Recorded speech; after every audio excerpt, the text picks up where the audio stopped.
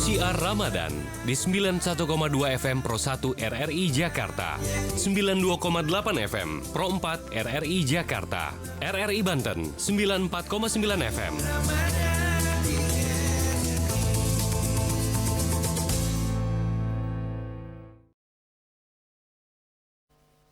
Assalamualaikum warahmatullahi wabarakatuh. Selamat sore pendengar, apa kabar Anda? Senang sekali saya Bugi Satrio kembali menemani Anda di Syiar Ramadan.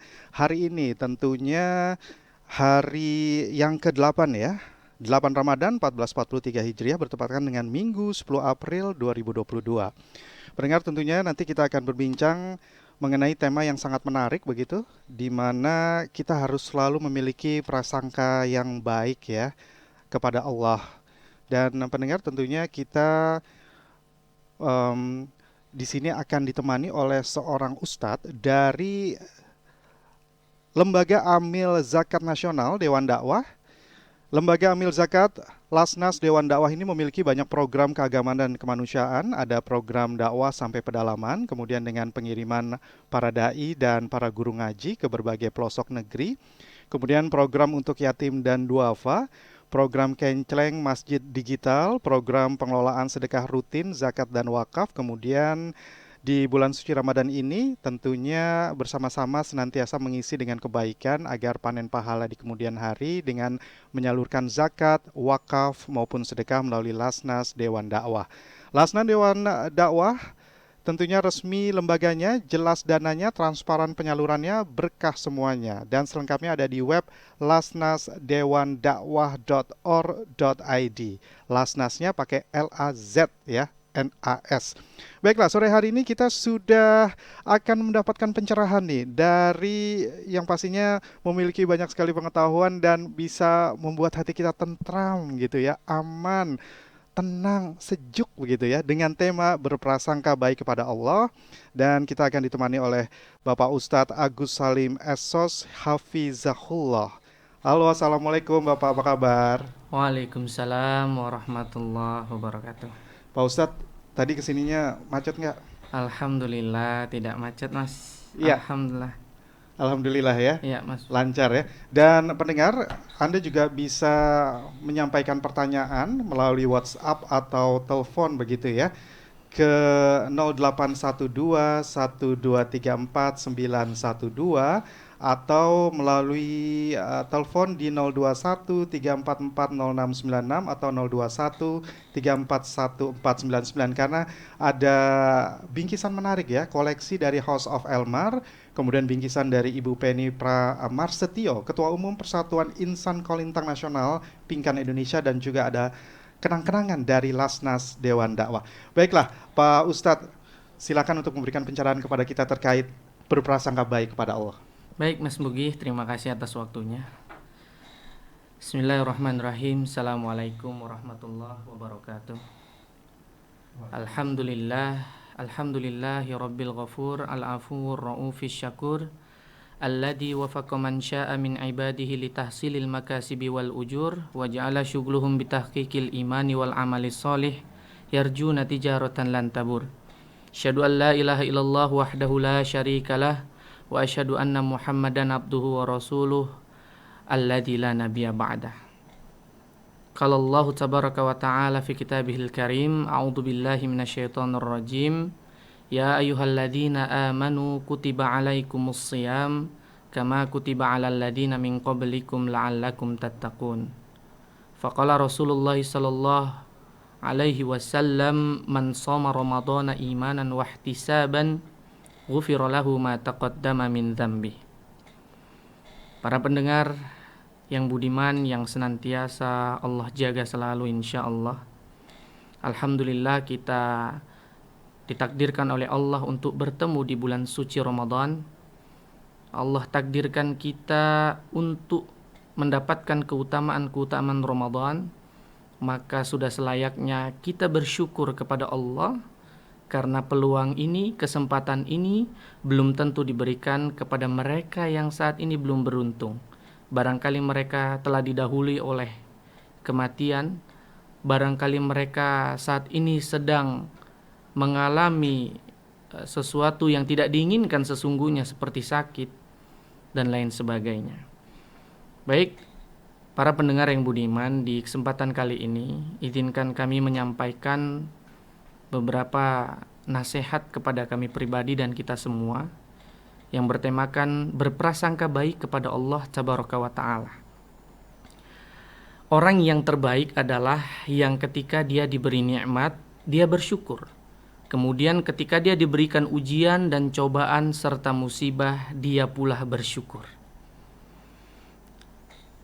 Konon ada sebuah kisah yang sangat menarik, yaitu kisah seorang pedagang tahu yang sangat ulet ketika menjalani pekerjaannya. Seorang pedagang tahu ini seorang yang taat beribadah. Dia orang yang sangat dekat kepada Allah. Setiap memulai pekerjaannya, setiap pagi ia berdoa kepada Allah, Allahumma inni as'aluka ilman nafi'an wa rizqan thayyiban wa amalan mutaqabbalan. Ya Allah, tambahkanlah saya ilmu di hari ini, berikanlah rezeki yang baik serta amal yang diterima. Setiap hari dia berangkat berdagang tahu ke pasar. Perjalanan dari tempatnya ke pasar bisa memakan waktu 8 km. Karena rumahnya itu Masya Allah di perdesaan, ya, ketika ia ingin berangkat ke pasar, ia harus melewati beberapa persawahan dulu. Kemudian setelah melewati sebidang sawah, ya, barulah ia menemui pasar, kemudian menggunakan transportasi angkot untuk sampai ke pasarnya yang jaraknya 8 km. Kemudian seorang pedagang tahu ini Masya Allah, jualannya setiap hari laris manis. Allah senantiasa berkahi. Jarang sekali tahu yang dia buat itu tersisa, sehingga membuat dia semakin bersyukur. Allah senantiasa tambahkan keberkahan kepadanya. Suatu ketika ia terpeleset ketika hendak berangkat ke pasar. Karena memang rumahnya mewah, ya, mepet sawah, sehingga ketika ingin berangkat ke pasar ia terpeleset. Otomatis ketika ia berangkat terpeleset, dagangannya jatuh. Karena dagangannya jatuh, akhirnya tahu-tahu yang ia jual berserakan dan ada yang tidak layak untuk dibawa ke pasar. Seketika ia mengatakan, "Ya Allah, apa yang Engkau berikan kepadaku hari ini?" Kemudian ia mengumpulkan sisa-sisa tahu yang masih bisa dirapikan. Lantas ia berangkat menunggu tempat di mana angkot itu biasa ia tunggu. Qadarallahu wa ma syaa fa'al. Angkot yang selama ini ia gunakan itu tidak ada. Lantaran sudah berangkat, ia tertinggal. Lagi-lagi Masya Allah, sudah jatuh, tertimpa tangga. Artinya sudahlah jatuh dagangannya, ia pun tertinggal dari angkot yang selama ini menjadi langganannya. Hatinya berkeluh kesah, dia tidak terima. Pulanglah ia sampai di rumah. Bertanya-tanya di dalam hati, ya Allah, apa yang terjadi? Kemudian sang penjual tahu ini melihat ada sebuah berita yang luar biasa bahwa angkot yang biasa menjadi langganannya terjatuh dan masuk ke dalam jurang. Qadarullah, semua penumpang dan supir mati meninggal dunia. Seketika dia tersentak kaget, ya Allah, saya merasa malu atas apa yang saya pikirkan sebelumnya. Saya merasa malu, saya telah berprasangka buruk kepadamu ya Allah. Kemudian ia beristighfar dan bermuhasabah. Beberapa menit kemudian ia mencoba berkeliling di sekitaran rumahnya, melihati ayat-ayat kauniyah Allah. Tiba-tiba dia dikagetkan kembali oleh rencana Allah yang luar biasa. Didatangi seorang yang memiliki ternak bebek yang banyaknya luar biasa. Saat itu peternak bebek itu mencari ampas tahu untuk suplemen ternaknya. Datanglah dia kepada penjual tahu ini, pedagang tahu ini, "Wahai pemuda, Bapak, apakah engkau masih memiliki ampas tahu?" Kemudian seorang pedagang tahu ini menjawab, "Saya tidak memiliki ampas tahu lagi, tetapi saya memiliki tahu-tahu yang sudah berantakan." "Oh ya, enggak apa-apa, saya akan beli itu semua." Masya Allah, seketika ia tertegun, dan kaget bahwa Allah memberikan rencana yang lebih baik lagi kepadanya. Begitulah rencana Allah memberikan kepada kita.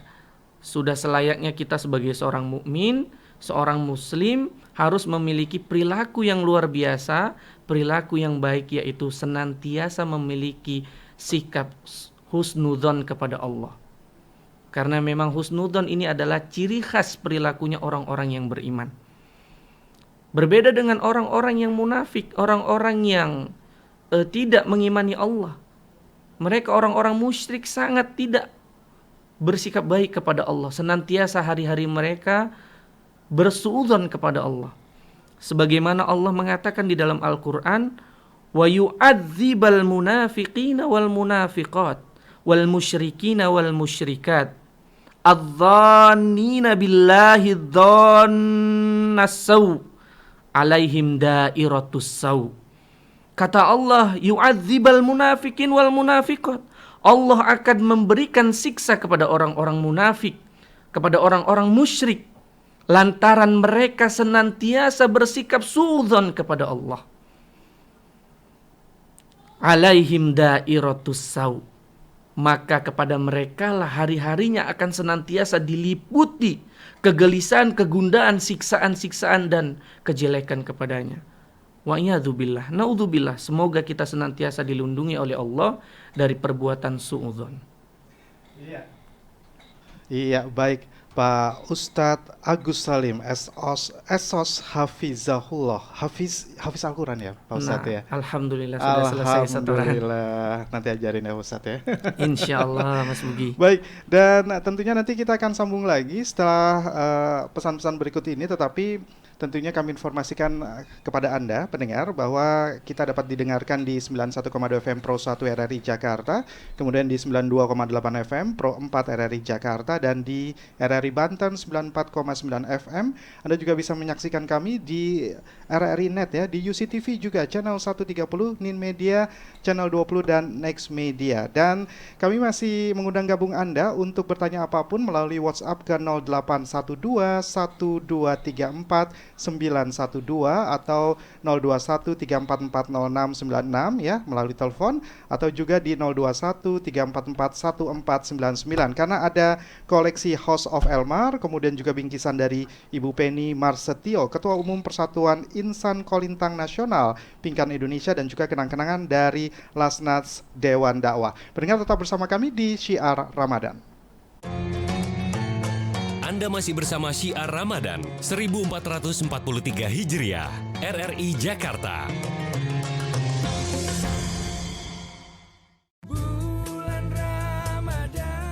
Assalamualaikum warahmatullahi wabarakatuh. Marhaban ya Ramadan, bulan penuh berkah, rahmat dan pengampunan. Dengan segala kebaikannya, semoga puasa menjadikan Indonesia semakin harmoni dengan keberagamannya. Saya Hendrasmo, Direktur Utama LPP Radio Republik Indonesia, mengucapkan selamat menjalankan ibadah puasa 1443 Hijriah. Wassalamualaikum warahmatullahi wabarakatuh. Anda masih bersama Syiar Ramadan 1443 Hijriah, RRI Jakarta. Pendengar, terima kasih Anda masih bersama kami di Syiar Ramadan, tentunya yang disiarkan di Pro 1 91,2 FM RRI Jakarta, kemudian di 92,8 FM Pro 4 RRI Jakarta, kemudian juga di RRI Banten 94,9 FM, dan juga Anda dapat menyaksikan kami di RRI Net, di UCTV channel 130, dan juga di Nin Media channel 20, juga X Media. Dan kami masih mengundang gabung Anda untuk menyampaikan pertanyaan apapun itu. Dan tentunya tema kali ini juga sangat menarik ya, berprasangka baik kepada Allah. Nah ini Pak Ustadz, sudah ada yang bertanya dari Anita di, wah jauh sekali ya, ini di Kalimantan Barat. Masya. Pak Ustadz, dia bilang katanya seringkali saya mendapatkan musibah sehingga saya harus lebih mendekatkan diri kepada Allah, tetapi kadang-kadang saya capek karena dengan musibah itu sepertinya tidak pernah habis-habisnya menempa hidup saya. Ini bagaimana Pak Ustadz? Mbak siapa tadi namanya? Mbak Anita dari Kalimantan Barat. Ya, Mbak Anita serta pendengar yang budiman. Di dalam hadis qudsi Allah Tabaraka wa Ta'ala berfirman, Allah inda dzanni abdi bi. Ya, ana inda dzanni abdi bi. Kata Allah, aku sesuai dengan prasangka hambanya. Jelas di sini Al-Imam Al-Qurtubi rahimahullah berkata dalam kitabnya Al-Mufhim, dikatakan bahwa makna tergantung prasangka hambaku kepada hambaku, yaitu ya berprasangka bahwa kita memiliki kehidupan yang susah, itu akan membuat sugesti bahwa hidup kita semakin susah. Sebaliknya kalau kita senantiasa berprasangka bahwa hidup itu mudah, maka sugesti yang akan muncul, hidup itu akan mudah. Sama halnya seperti saya sudah umur 60 tahun Ustadz, saya diberikan musibah, ujian oleh Allah, kanker. Bagaimana cara saya bisa menghafal Al-Quran? Pertanyaannya, apa mungkin Allah masih mengizinkan saya untuk bisa menghafalkan Al-Quran? Kata Allah, why not? Kenapa tidak? Yang tidak mampu itu kita yang penuh kekurangan. Tetapi bagi Allah semuanya bisa. Artinya senantiasa berprasangka baik kepada Allah, maka akan membuat hidup kita terasa lebih tenang. Ujian seberat apapun, ujian yang kita anggap kita tidak mampu, itu akan terasa ringan pada saat kita berpikir bahwa Allah pasti akan mampukan kita. Bagi orang-orang yang beriman, pasti ujian yang dihadapi para nabi, para rasul itu lebih berat daripada kita. Namun mereka bisa melewatinya karena mereka meyakini bahwa Allah senantiasa membersamai dan memudahkan dari setiap kesulitan. Di setiap kesempitan pasti ada suatu manfaat atau berkah, begitu ya Pak Ustadz ya? Benar sekali Mas Budi. Tapi kalau Bu Anita itu kadang-kadang kan juga seperti kita semuanya, kebanyakan orang kadang-kadang juga lelah gitu ya, kadang-kadang juga kalau mendapatkan satu ujian yang terus-menerus begitu. Ini Pak Ustadz, jadi benar-benar bagaimana kita untuk menjaga keimanan kita supaya kita tetap selalu mengimani bahwa ini yang terbaik bagi kita, begitu Pak Ustadz. Baik Mas Bugi, kita harus membangun 5 kesadaran untuk menghadapi musibah yang terjadi. Ya, 5 kesadaran ini harus benar-benar kita pahami. Pertama adalah kita harus membangun kesadaran bahwa setiap musibah dan ujian yang datang itu tidak lain dan tidak bukan atas izin Allah. Sebagaimana Allah mengatakan, ma asoba min musibatin illa biiznillah. Tidaklah terjadi suatu musibah kecuali atas izin Allah. Kemudian kesadaran yang kedua yang mesti kita bangun adalah kesadaran bahwa semua yang datangnya dari Allah itu baik. Sebagaimana Allah mengatakan, ma asobaka min hasana fa minallah. Jadi apapun yang terjadi padamu berupa kebaikan itu datangnya dari Allah. Itu kesadaran yang kedua. Kemudian kesadaran yang ketiga yang mesti kita bangun adalah setiap yang datang dari Allah, apakah itu ujian, cobaan, musibah dan lain sebagainya, kita pasti mampu menghadapinya. Allah mengatakan di dalam Al-Quran, la yukallifullahu nafsan illa wus'aha. Kita dituntut oleh Allah di sini mau, bukan mampu, karena kemampuan Allah telah tetapkan di Lauhul Mahfuz. Pertanyaannya, kita mau atau tidak berlaku husnudzon kepada Allah, kemudian kita berikhtiar untuk menyelesaikan, mencari solusi dari ujian, masalah dan musibah yang menimpa kita. Yakinlah bahwa Allah tidak menjanjikan hidup ini mudah, tetapi Allah menjanjikan di dalam surat Al-Insyirah, fa inna ma'al usri yusra, bahwa setiap kesulitan pasti akan ada kemudahan. Nah, inilah kesadaran-kesadaran yang kemudian harus dibangun oleh orang-orang yang beriman. Tadi yang terakhir kami sudah sampaikan bahwa kesadaran yang terakhir adalah kita harus menyadari bahwa Allah ketika memberikan suatu ujian, cobaan, musibah, tantangan, challenge gitu ya, Allah pasti akan memberikan kemudahan, karena yang sulit itu biasanya di awal. Kemudian yang selanjutnya agak-agak mudah sulit. Kemudian seterusnya akan menjadi mudah. Tetapi begitulah hidup Mas Bugi. Tapi saya tergelitik juga dengan tadi pernyataan Pak Ustadz, di mana semua yang datang dari Allah itu baik ya. Seperti sesuatu yang mungkin kita kehilangan orang yang kita sangat cintai begitu untuk menghadap kepada Allah, dan itu nggak bisa tidak bisa ditolak begitu. Tapi kok ketika misalnya memang itu ternyata ujian itu dari kesalahan kita, nih bagaimana kita koreksi dirinya nih Pak Ustadz? Allah mengatakan di dalam Al-Quran, Zoharul fasadu fil barri wal bahari. Allah telah tampakkan dzaharul fasadu, kerusakan di daratan, kemudian di lautan, bima kasabat aidin nas. Itu semua karena tingkah laku tangannya manusia. Iya. Untuk apa Ustadz? Liyudhiqahum ba'dalladzi amilu. Itu bukti Allah ingin menampakkan sebagian kesalahan dan dosa kita. Itu baru Allah tampakkan sebagian. Jadi kita bayangkan dari dosa kita dulu kecil sampai dengan sekarang. Kalau Allah langsung berikan siksanya sekarang, kita tidak Iya. akan kuat. Iya. Tetapi Allah memberikannya liyudhiqahum ba'dalladzi amilu, hanya memberikan ba'dalladzi, separuhnya saja. Nah, jadi ketika kita diberikan ujian, musibah, cobaan berupa orang tua kita meninggal, mungkin kita diberikan sakit, kemudian kehilangan harta, tidak jadi panen, itu semua tidak lain dan tidak bukan Allah sedang menguji kita.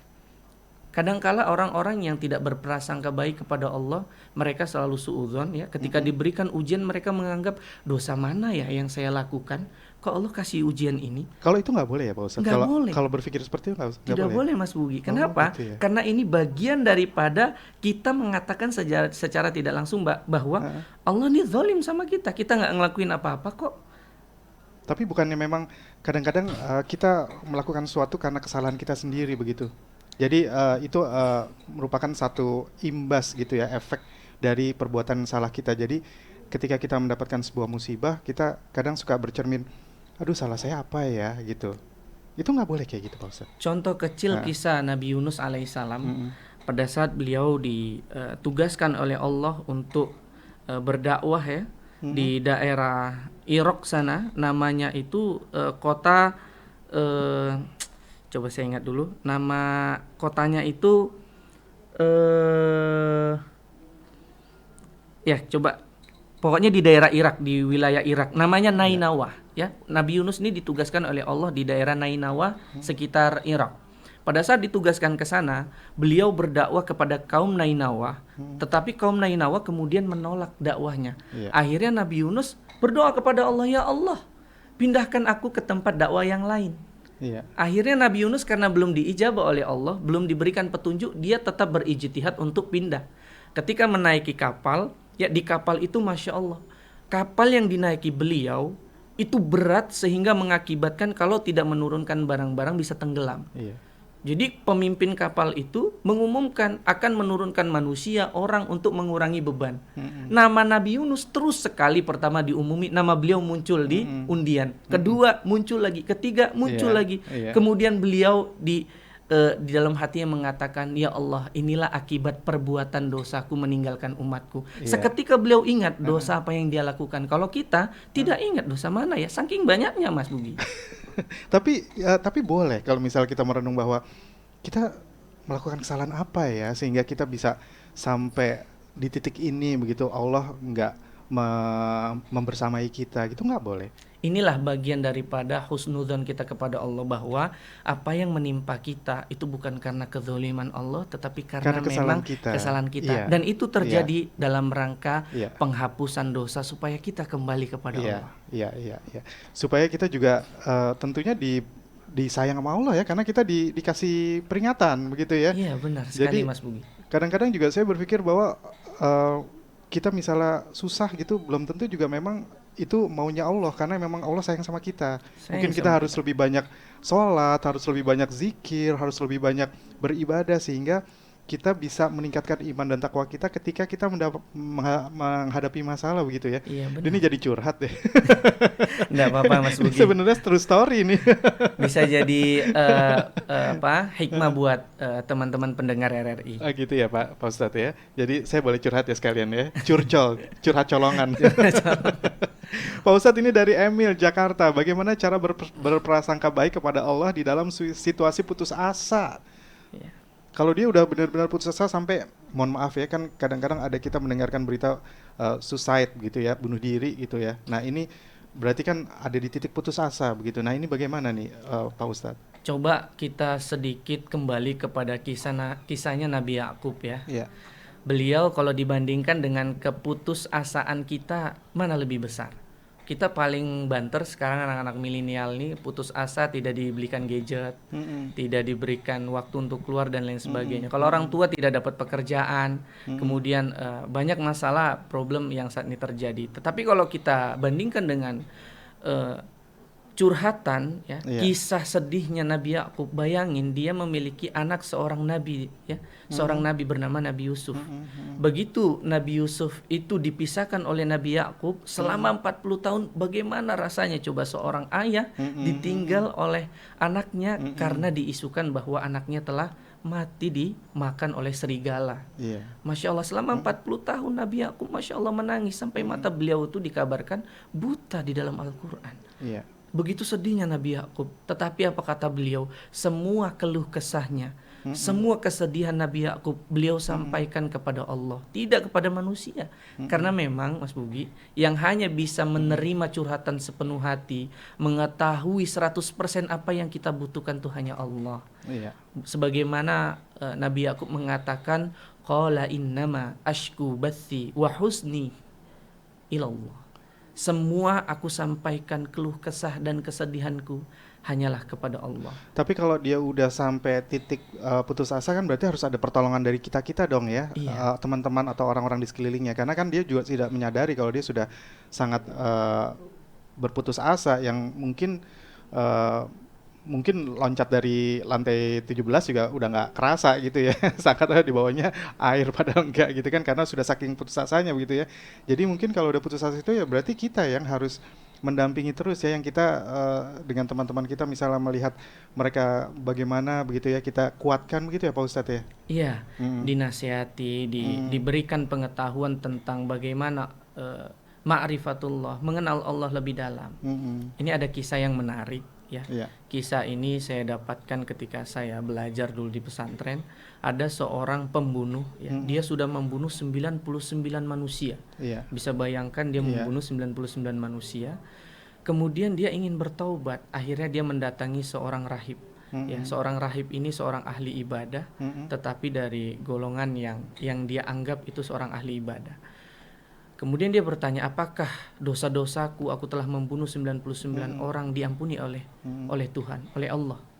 Kemudian seorang rahib ini menjawab, sungguh kau tidak akan diampuni karena telah membunuh 99 orang.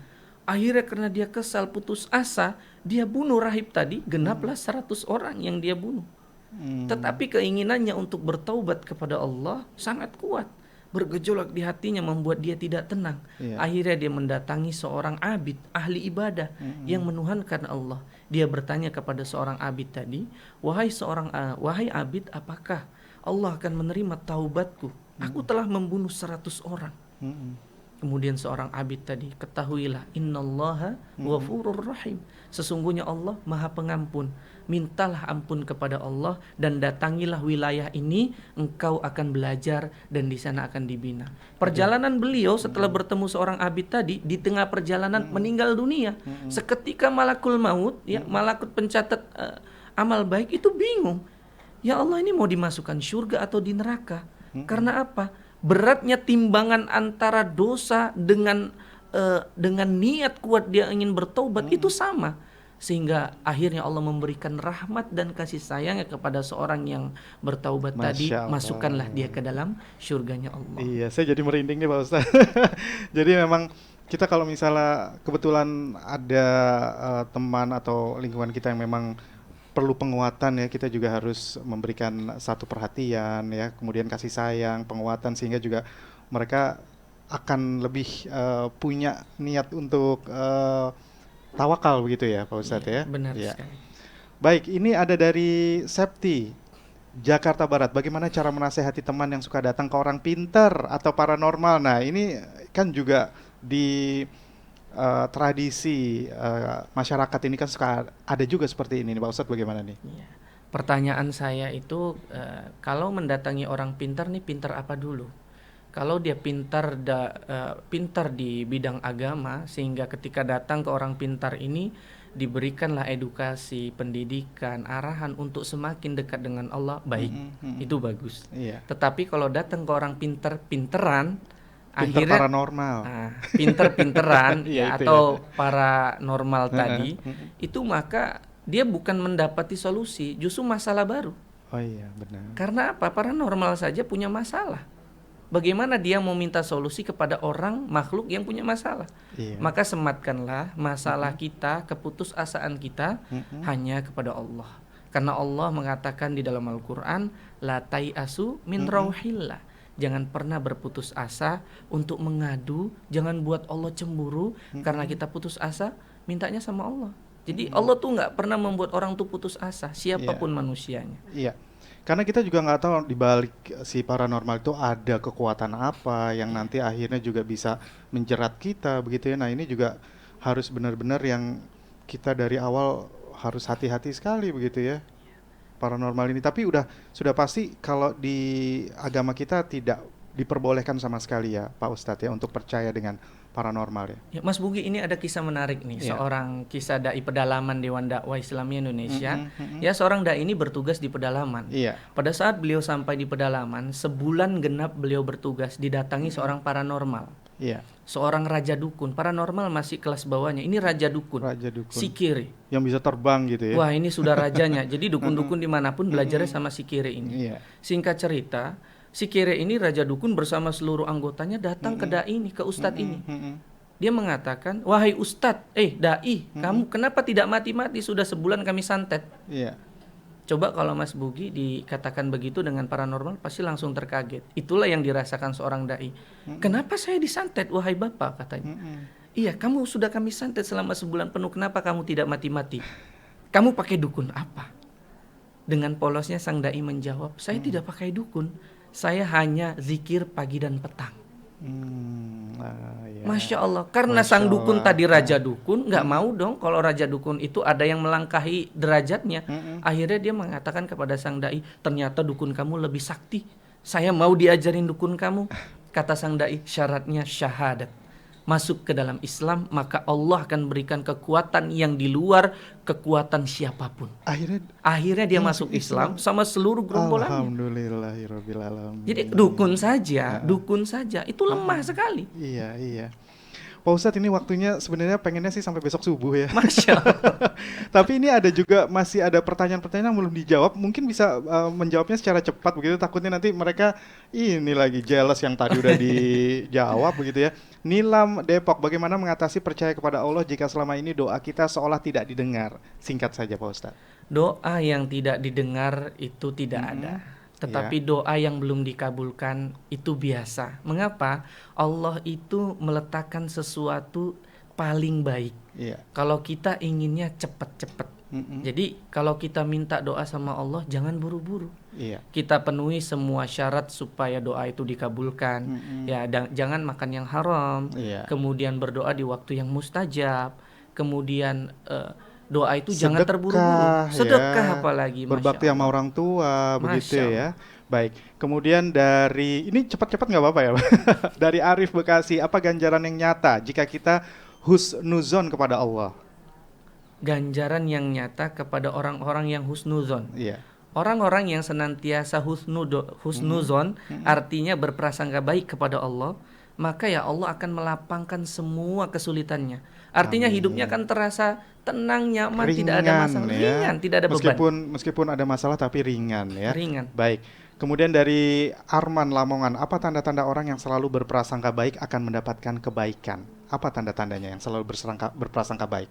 Ya itu mungkin tadi ya Pak Ustadz. Contohnya yang real ini ya, istri Nabi Ibrahim. Pernah dengar ya kisah Nabi Ibrahim? Dia meninggalkan istri bersama putra tercintanya Ismail alaihissalam. Ditinggalkan di tengah gurun pasir, tidak ada air, tidak ada atap, panasnya terik luar biasa. Pada saat itu beliau mengatakan, apakah engkau wahai Nabi Ibrahim, Nabiullah meninggalkan kami karena Allah? Iya, maka tinggalkanlah kami. Kami yakin bahwa Allah akan memberikan kebaikan. Seketika Hajar istri Nabi Ibrahim dalam keadaan haus, anaknya nangis terus. Dia ketuk itu bumi yang ada di padang pasir, muncullah air Zam-Zam. Sampai sekarang kota Mekah Al-Mukarramah muncul air Zam-Zam. Ba'dallah berkat wasilahnya ketukan istri Nabi Ibrahim Hajar. Masya Allah, terima kasih banyak Pak Ustadz. Karena memang waktu kita terbatas, mudah-mudahan kita akan Baik. sambung lagi ya di lain kesempatan. Ini seru Insya Allah. banget nih. Insya Mudah-mudahan Allah. selalu datang ke sini ya Pak Ustadz ya. Insya Allah. Baik, pendengar, tentunya kita sudah di penghujung syiar Ramadan dan kami akan mengumumkan siapa yang beruntung untuk mendapatkan hadiah dari koleksi House of Elmar, kemudian bingkisan dari Ibu Penny Marsetio, Ketua Umum Persatuan Insan Kolintang Nasional, Pinkan Indonesia, dan juga kenang-kenangan dari Lasnas Dewan Dakwah. Yang beruntung adalah Septi dari Jakarta Barat. Baiklah pendengar, dengan berakhirnya tadi pencerahan dari Bapak Ustadz, kemudian juga pemenang yang sudah kami umumkan, maka usai sudah syiar Ramadan untuk edisi kali ini. Tentunya kita akan kembali bersama esok di jam yang sama dan tentunya di channel yang sama ya. Kita akan disaksikan juga di RRI Net dan juga bisa didengarkan di RRI Pro 1, Pro 4 dan juga RRI Banten. Selamat sore dan sampai jumpa lagi. Wassalamualaikum warahmatullahi wabarakatuh. Waalaikumsalam. Demikian syiar Ramadan RRI Jakarta bersama Lembaga Amil Zakat Nasional Lasnas Dewan Dakwah, disiarkan di Pro 1 91,2 FM, Pro 4 92,8 FM, RRI Banten 94,9 FM. Ramadan, pulih dan bangkit bersama RRI.